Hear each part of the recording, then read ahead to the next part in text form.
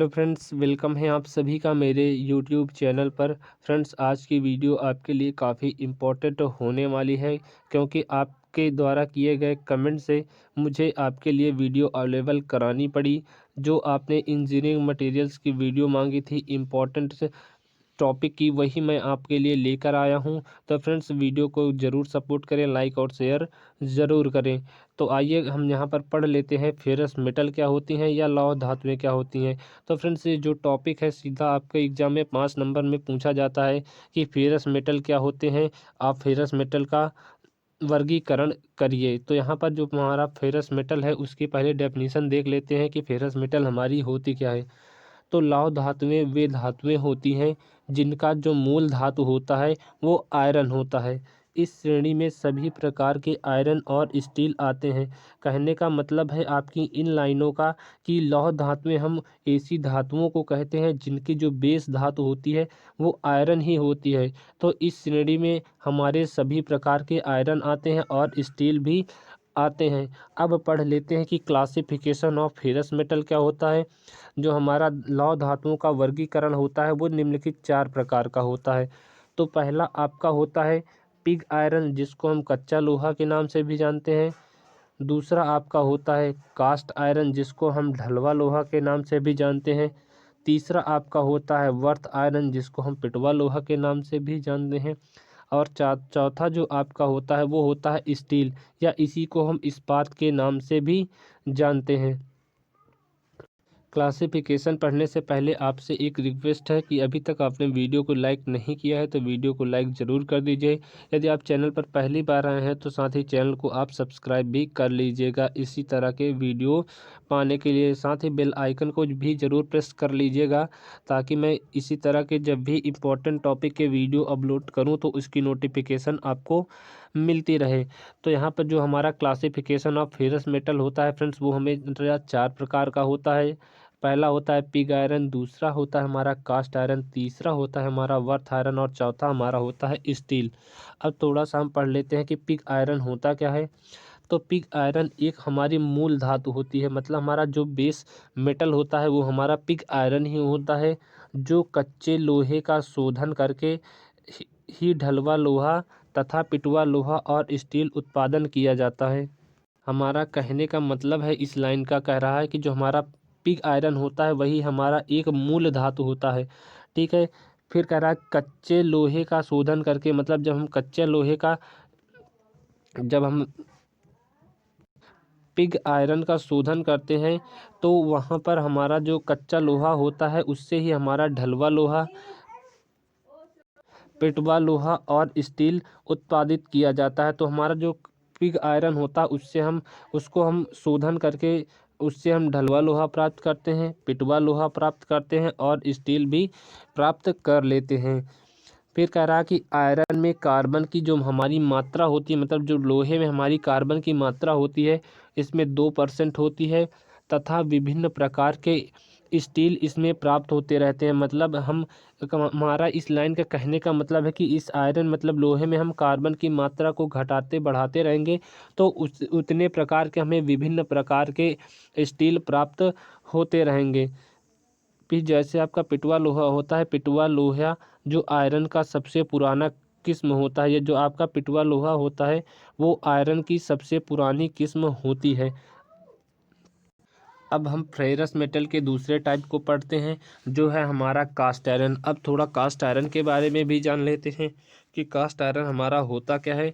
तो cast iron हमारा एक ऐसा एलॉय होता है या ऐसा धातु होता है जिसमें आयरन, कार्बन तथा सिलिकॉन होता है। तो आपका यहाँ पर कास्ट आयरन में क्या होता है, पहले तो आपका आयरन होता है, ठीक है, दूसरा आपका कार्बन होता है और तीसरा आपका यहाँ पर सिलिकॉन होता है। आपका जो कास्ट आयरन होता है उसमें 3 प्रकार के आपके धातु होती हैं या मटेरियल्स मिले होते हैं। नंबर 1 आपका होता है आयरन होता है, उसमें प्लस आपका कार्बन होता है, प्लस SiO2 होता है, मतलब आपका वहाँ पर सिलिकॉन होता है। तो आपके जो कास्ट आयरन होते हैं फ्रेंड्स वो 4 प्रकार के होते हैं। अब 4 प्रकार आप देख लीजिएगा। पहला आपका होता है ग्रे कास्ट आयरन, दूसरा आपका होता है वाइट कास्ट आयरन, और तीसरा जो आपका होता है वो होता है चिल्ड कास्ट आयरन, और चौथा आपका होता है यहाँ पर आघातवर्त कास्ट आयरन। तो ये आपके 4 प्रकार के कास्ट आयरन होते हैं। पहला होता है आपका ग्रे कास्ट आयरन, दूसरा आपका होता है वाइट कास्ट आयरन, तीसरा आपका होता है चिल्ड कास्ट आयरन, चौथा आपका होता है आघातवर्त कास्ट आयरन। और ये सभी प्रकार के जो कास्ट आयरन हैं,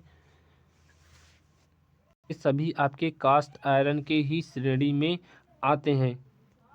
ये जितने भी प्रकार आपके हैं यहाँ पर कास्ट आयरन के, सभी कास्ट आयरन की श्रेणी में आते हैं। अब आपका नेक्स्ट पढ़ लेते हैं टाइप्स क्लासिफिकेशन में। अब पढ़ लेते हैं कि वर्थ कास्ट आयरन क्या होता है, या पिटवा लोहा हमारा क्या होता है। तो जो आपका वर्थ कास्ट आयरन होता है, जिसे हम पिटवा लोहा के नाम से भी जानते हैं, तो जो हमारा वर्थ कास्ट आयरन होता है, तो वर्थ कास्ट आयरन जो होता है वो लोहे का सबसे शुद्धतम रूप होता है। तो यदि आपसे कोई पूछे कि लोहे का सबसे शुद्धतम रूप कहाँ मिलता है, तो वो हमारा वर्थ कास्ट आयरन मतलब पिटवा लोहे में होता है। इसमें क्या होता है कि 99.5% इसमें प्योर आयरन होता है। इसमें 0.25% हमारा कार्बन शेष रहता है, जबकि हमारा वर्थ आयरन में 0.5% ही अशुद्धियाँ होती हैं। तो लोहे का सबसे शुद्ध किस्म हमारा वर्थ कास्ट आयरन ही होता है। अब आपका नेक्स्ट पढ़ लेते हैं कि हमारा जो अगला पॉइंट होता है क्लासिफिकेशन का स्टील, उसके बारे में। तो हमारा जो स्टील होता है उसके बारे में पढ़ लेते हैं।